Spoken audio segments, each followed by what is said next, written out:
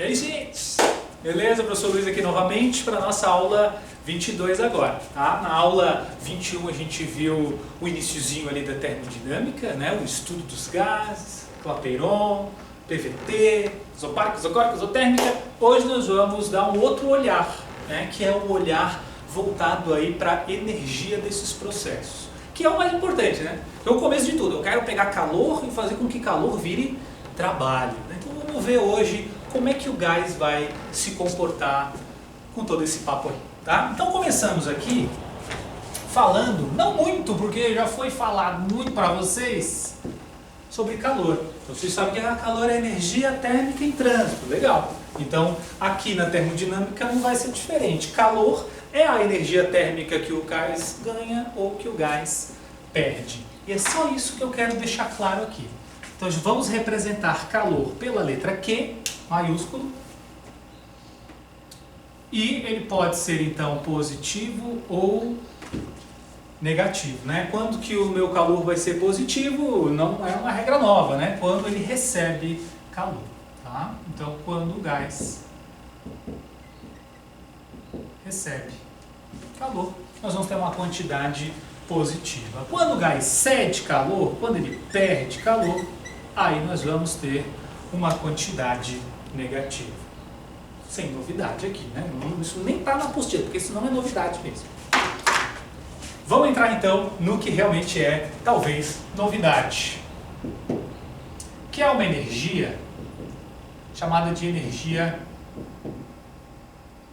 interna. Né? Porque calor, lembra, é a energia que eu ganho ou perco. Né? Não é a energia que eu tenho, certo?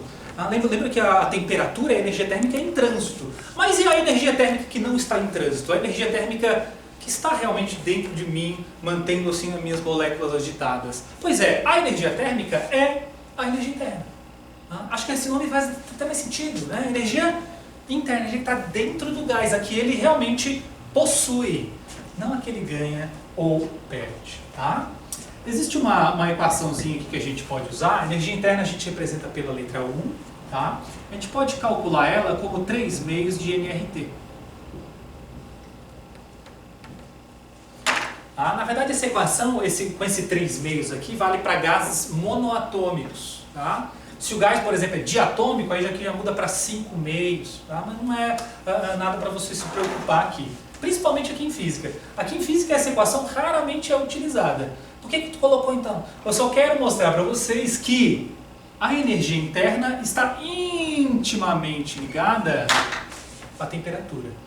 Então quando eu falo que um gás aqueceu, que um gás aumentou a temperatura, posso dizer que ele aumentou a sua energia interna. Faz todo sentido, não é claro que faz. Se o gás resfriou, abaixou a temperatura, quer dizer que ele perdeu energia interna. E, vamos misturar com a aula passada, se o processo for isotérmico, quer dizer que a temperatura ficou constante, quer dizer que a energia térmica ficou constante. Não vai me dizer que a energia térmica é zero.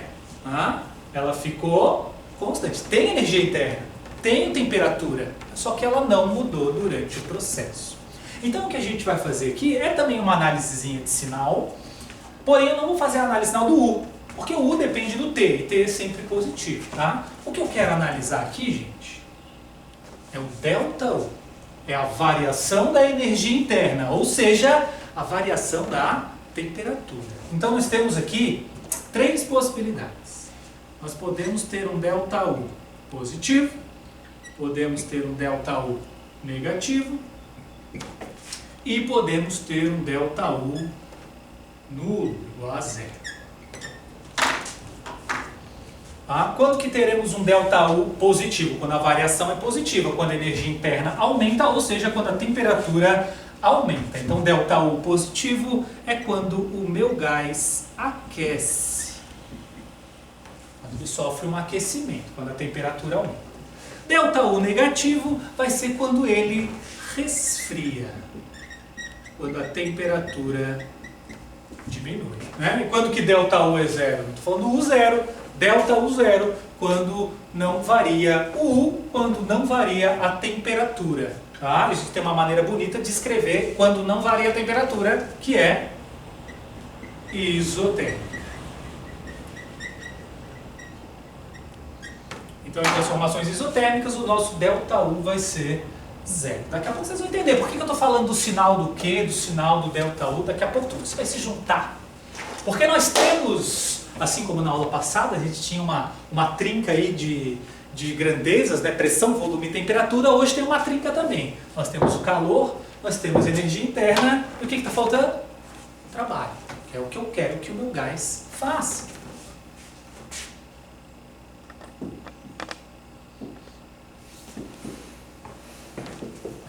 Não esqueça, eu quero que isso aqui vire isso aqui, certo?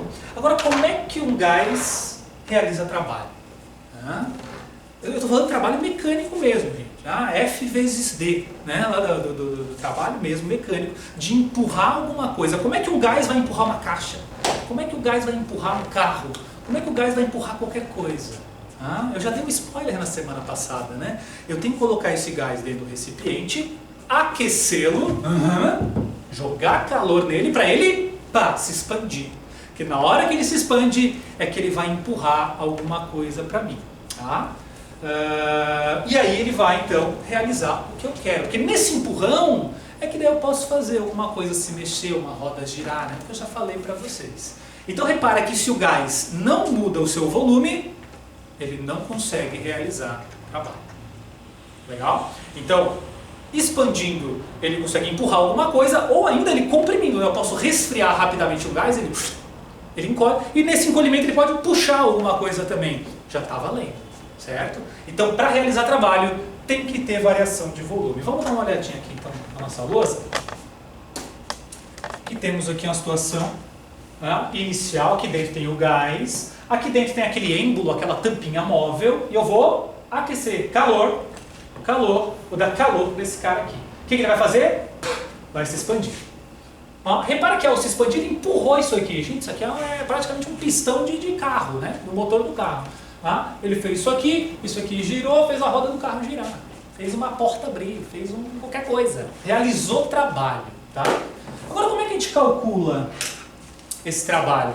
A princípio é a maneira tradicional, FD cosseno. Repara que a força vai ser para cima e o deslocamento também é para cima. Então aquele cosseno vai dar cosseno de 0, ele não me incomoda. Pode tirar ele dali que dá mais 1. Então vai ficar F vezes D. Tá? O D está aqui. E o F, já que eu estou falando em gás, lembra que pressão é força sobre a área? Então eu vou trocar. Eu vou chamar aquela força de pressão vezes área. Acontece isso aqui.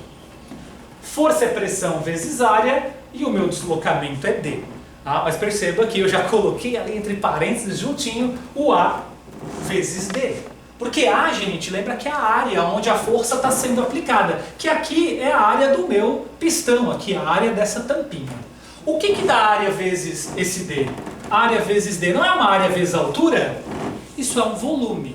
Só que não é o volume todo do gás, é só o volume que variou, o volume que aumentou. Então a gente tem que trabalho é P ΔV. Vou colocar aqui agora que a gente chegou na equação.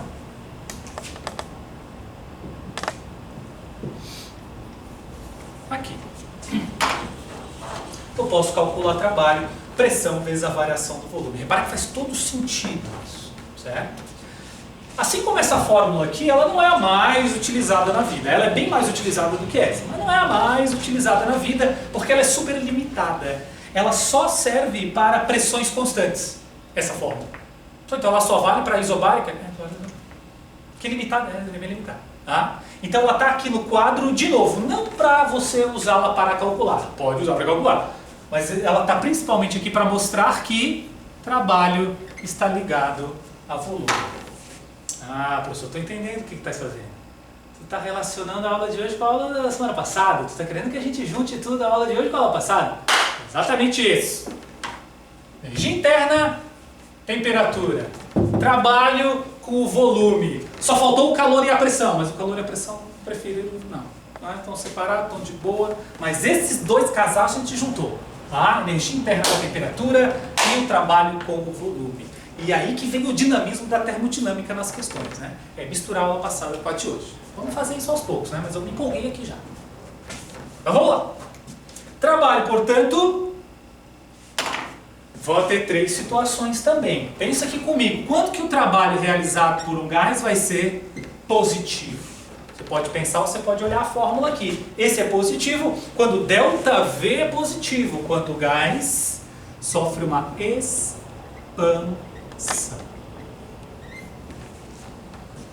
Tá?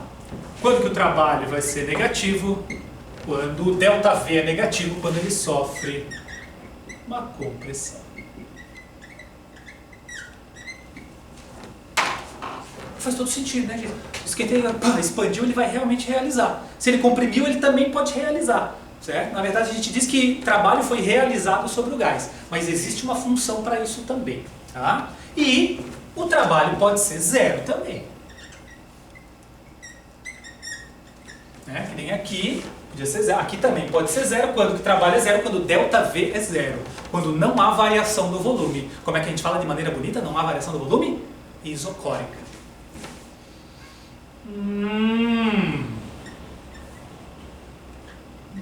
Tô juntando tudo. Maravilha. Espero que esteja claro até aqui. Espero que esteja claro. Tá? Porque para juntar temperatura, volume e pressão, a gente tem a equação da aula passada. Professor, mas tem uma equação para juntar calor, energia interna e trabalho? Temos a equação que a gente vai ver agora na sequência. Tá? Mas só para dar um spoilerzinho aqui para vocês, pensa aqui, já que vocês não podem responder para mim, não ao vivo, qual é a unidade de calor? A do sistema internacional, não diz caloria. Calor é um tipo de energia, então é joule. Qual que é a unidade de energia interna? Também é joule. Energia também é joule. E qual que é a unidade de trabalho? Também é joule. Mas o que está acontecendo aqui? É tudo joule. Uma conspiração jauleana. É tudo joule por quê? Porque é tudo energia. Só que são energias diferentes. A energia que eu tenho, a energia que eu ganho ou perco e a energia investida para se expandir. Trabalho também é um gasto, tá? Assim como calor, trabalho também é um gasto, mas é um gasto especial. É um gasto em variação de volume. Quando o gasto é feito em variação de volume, legal, é um gasto bacana. Tá? Quando é um gasto qualquer, aí a gente diz que é calor. Essa é a diferença desses dois caras aqui. Tá? Vamos juntar todos eles? Vem pra cá então.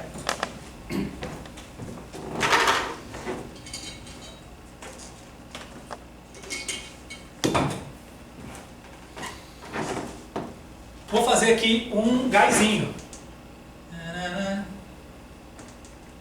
Bonitinho. Ó, o gás. Aqui. Meu gás. Qual energia o meu gás tem? Qual energia ele possui?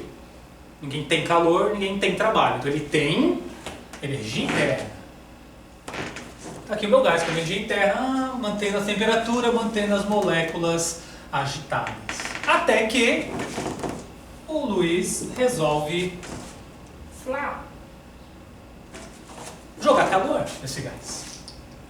O que acontece quando o meu gás ele recebe calor? Primeiro, o calor quando é recebido ele é positivo. Tá? Então eu recebi energia. O que um gás faz quando ele recebe energia? Duas coisas. Ou ele esquenta ou ele expande. Ou ele esquenta e expande, né? Pode ser os dois. Tá? O que é esquentar? É aumentar a temperatura. Segundo a aula de hoje, o que é aumentar a temperatura? Aumentar a energia interna. Então esse recebimento de calor, ele pode ser destinado a aumentar a energia interna do meu gás. Mas como é que eu vou saber se aumentou a energia interna? Ver se aumentou a temperatura. Tá?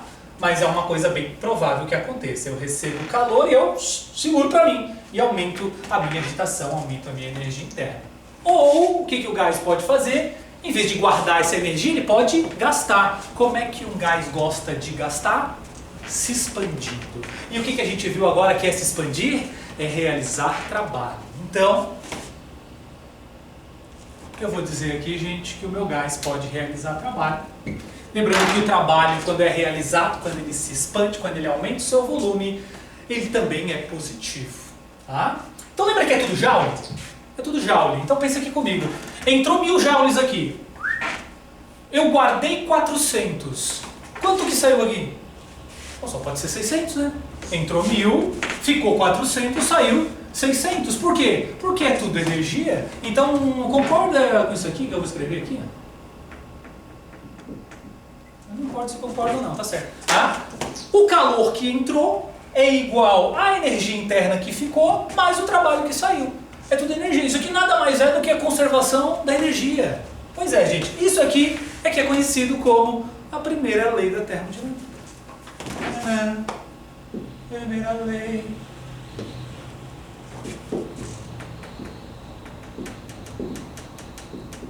Grande. Primeira lei da termodinâmica. Nada mais é do que conservação de energia aplicada ali em processos gasosos. Q igual a ΔU mais trabalho. Ok? É isso, gente. Olha que fácil, que lindo. Tá? Agora, como eu falei, tem todo o dinamismo da termodinâmica. Aqui eu dei um exemplo para vocês. Né? Eu dei o exemplo de que esse entra, esse aumenta e esse sai. Mas tem outras possibilidades. Eu posso, por exemplo, tirar calor. Essa quantidade é negativa. Se eu estou tirando calor, vai aumentar a energia interna? Vai abaixar a energia interna? E o gás vai se expandir? Não. O gás vai ser comprimido. Né? O meio que está aqui fora vai comprimir esse gás. Ah, professor, quer dizer que esses três caras aqui eles podem ser positivos ou negativos? E eles ainda podem ser nulos, como eu mostrei para vocês ali. Né? Quando que o meu ΔU é zero? Quando a temperatura é constante. Quando que trabalho é zero? Quando o volume é constante. Quando que o calor é zero? Ainda não sei, porque ele não é ligado com pressão, volume e temperatura. Tá? Mas naquele spoiler gostoso da próxima aula, o calor é zero numa transformação chamada de adiabática, que não tem ligação nem com pressão, nem com volume, nem com temperatura. Tá? Por isso que ele só vai aparecer na próxima aula. Legals? Tá? Então é isso aí. Tá? Esses três caras aqui podem ser positivos, negativos ou nulos. E como é que você vai descobrir se eles são positivos, negativos ou nulos? Lendo o enunciado. Vendo se o gás está se expandindo, comprimindo ou se é isocórico. Analisando o gráfico, vendo se a temperatura está aumentando, diminuindo ou se é isotérmica. Tá?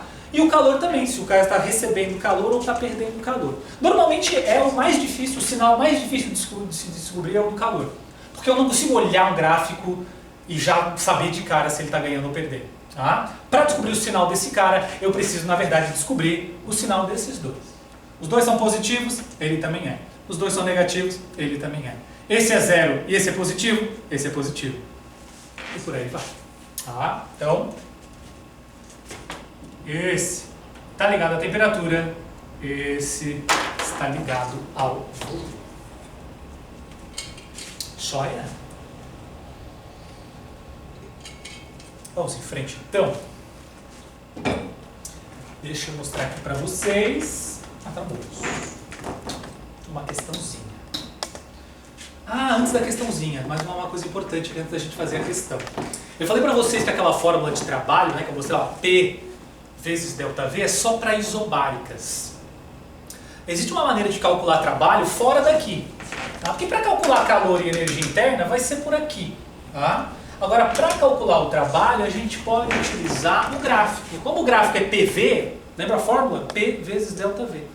A fórmula só vale para pressão constante, mas o gráfico vale. Tá? Se a pressão estiver variando, eu posso fazer a área embaixo do gráfico. Certo? Né? Na verdade, é uma maneira bonita aqui de eu calcular o trabalho quando a pressão está variando. Certo? Então, o trabalho pode ser calculado como a área do gráfico PV. Tá? Sempre, gente, a área do gráfico até o eixo. E como é que eu vou saber se essa área é positiva ou negativa? Se está expandindo ou se está comprimindo.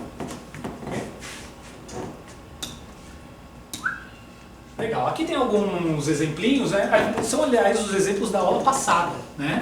Onde isobárica está aqui, ó. Super fácil, vai dar um quadrado, vai dar um retângulo. Expansão é positivo, compressão é negativo, fiz a área. Olha o isocórico. Isocórico não dá para calcular a área, não tem área, né? Porque isocórico não varia o volume, não tem trabalho, né?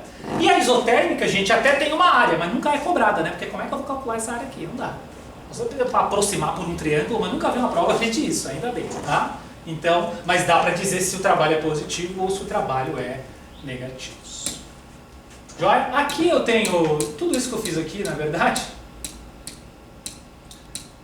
Tá? Mas eu prefiro ir montando aqui aos poucos do que isso aí. Mas se alguém quiser dar um print aí, fazer. Aliás, o que eu aconselho mesmo é você fazer o seu próprio, né? Você partir do zero e montar. Que nem eu montei aqui, faça aí o seu plano de estudo, né? O seu mapa mental. Faça um só disso aqui, que você vai realmente entender. Entrou aqui, saiu lá, aumentou aqui, diminuiu aqui, quando que é positivo, quando que é negativo. Tá? Então usa isso aqui ou esse aqui como gabarito, mas monte o seu próprio. É um excelente estudo para entender a primeira dor. Tá? Questãozinha? Vamos fazer a questãozinha. Agora sim, prometi, né? Semana passada eu prometi. UFSC, ó, é um gráfico PV, né? Tem a PVT para aplicar, tem a primeira lei, mas tem o papo da aula de hoje também. Difícil achar uma questão só sobre o assunto da aula passada. Então temos uma amostra de 2 moles de um gás ideal sofre uma transformação ao passar de um estado I para um estado F. Tá? Então são 2 transformações, né? Essa seguida dessa. Tá? Mas lembra que se esse ponto é igual a esse é igual a esse é igual a esse. Então posso fazer uma paulada só. Assinale as proposições corretas. 1. A transformação representada no gráfico ocorre sem que nenhum trabalho seja realizado. Tá? Gente, quanto que o gás realiza trabalho? Quando ele muda o seu volume. Está mudando o volume aqui? Tá. Né? Claramente está. De 4 para 8 para 2 para 16. Então claramente está mudando o volume. Está errado esse item. 2 tem uma continha. Sendo de 100 joules a variação da energia interna do gás, de ATF, então o calor que flui da transformação foi de 1380. Vamos fazer isso aqui no par. Então ele está sugerindo que a variação da energia interna foi de 100 joules,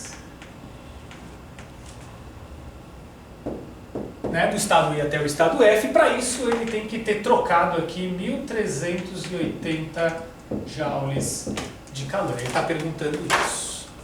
Primeiro ponto que a gente acaba esquecendo. Esse ΔU e esse calor são positivos ou são negativos? E quando que um ΔU é positivo ou negativo? Professor, quando aumenta a temperatura ou quando diminui. E aí? Aqui, no meu gráfico, saindo de I e indo até F, a temperatura está aumentando ou diminuindo? Lembra do que o tio Luiz falou para vocês? Multiplica esse por esse, multiplica esse por esse. Putz, isso aqui vai dar bem maior, aqui está bem mais quente. Lembra que eu brinquei que aqui é a região quente? Aqui está quente, aqui está frio. Certo? Então só aí, né, não tenho precisão, mas só aí eu tenho certeza que o gás esquentou. Eu tenho certeza que a temperatura aumentou. Eu tenho certeza que o ΔU é positivo. Tá? Então, gente, para verificar se isso aqui é verdade, nós vamos aplicar a nossa equaçãozinha. Tá? Quero ver se vale isso mesmo. ΔU mais 100. E da onde que eu vou tirar o trabalho?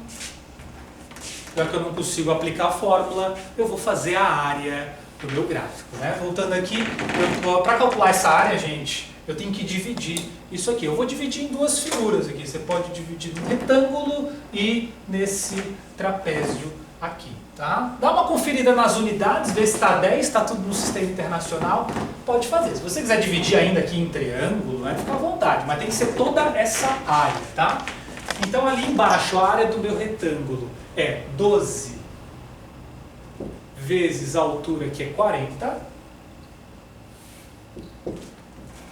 Tá? E a área do meu trapézio é base maior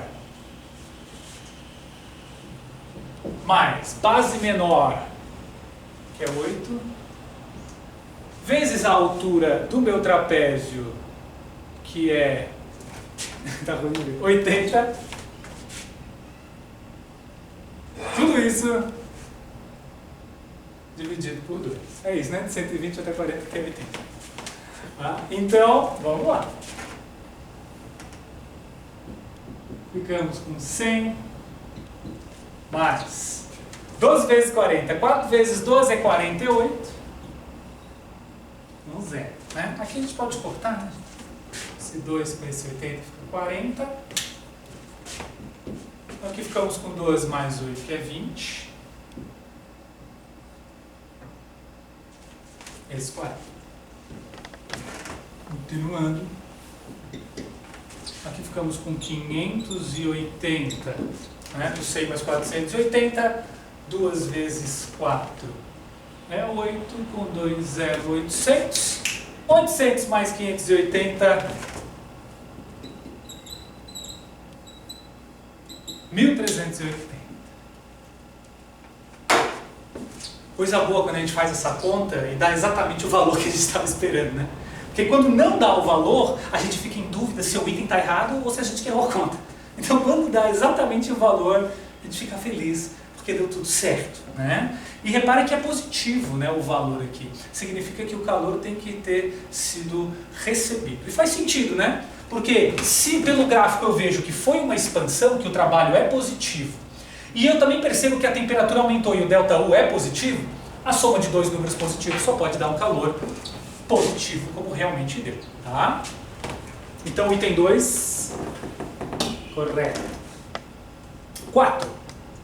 Certamente o processo ocorreu de forma isotérmica. Não vou nem ler o resto. Mentira, vou sim. Pois a pressão e o volume variaram, mas o número de mols permaneceu constante. A segunda parte até que não está errada, mas a primeira está. Né? Certamente o processo ocorreu de forma isotérmica, não mudou a temperatura? Eu acho que mudou. A gente acabou de ver que teve um ΔU, que teve variação. Certo? Então, item 4, erradíssimo. 8, esse 8 é interessante. A primeira lei da termodinâmica nos assegura que o processo ocorreu com fluxo de calor. O que ele está dizendo? Que a primeira lei assegura que, com certeza, o calor não é zero aqui. Vamos pensar sobre isso. Lembra? Eu tenho Q igual a ΔU mais trabalho. Tá? Então, claramente, gente, pelo gráfico, por esse processo, eu vejo que o meu trabalho foi positivo, claramente, porque o volume aumentou, tá? E claramente eu vejo que o ΔU aumentou, certo? Então, é o que eu falei antes ali, se esses dois caras são positivos, é impossível esse calor dar zero. Tá? Então, por isso que ele diz, a primeira lei da termodinâmica nos assegura que o processo ocorreu com fluxo? Sim, ela assegura. Porque é impossível isso aqui dar zero nesse caso. Né?